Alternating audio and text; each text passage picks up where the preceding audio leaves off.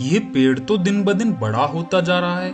ऐसे तो ये मेरे पूरे खेत को बर्बाद कर देगा। मुझे इसे काटना होगा। हाँ, मुझे इसे काटना ही होगा। किसान का लड़का उस पेड़ को काटने लगता है। उसे मत काटो, वो मेरी माँ है। तभी उसे एक आवाज सुनाई देती है। अरे, ये कैसी आवाज थी?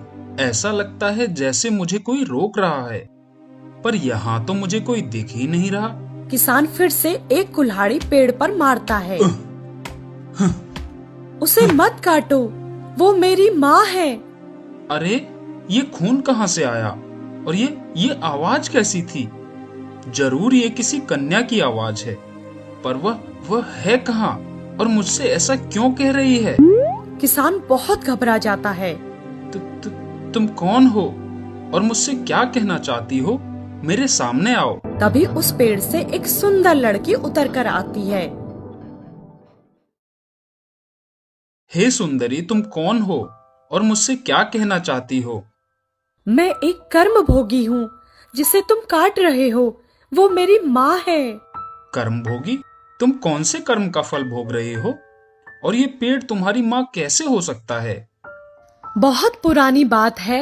मैं सर्वगण राज्य की राजकुमारी एक दिन अपनी माँ के साथ भ्रमण कर रही थी। तभी एक तेज हवा के झोंके ने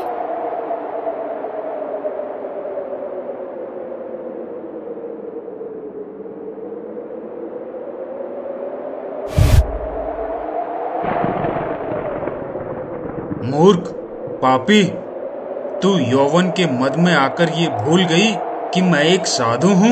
मैं कुछ बोल पाती इससे पहले ही उन क्रोधित साधु ने मुझे श्राप दे डाला। मैं तुझे श्राप देता हूँ कि तू यहाँ पेड़ की छांव बनकर सबके पैरों तले रौंदी जाएगी, और जिस वृक्ष की तू छाया बनेगी वो वृक्ष ये स्त्री होगी।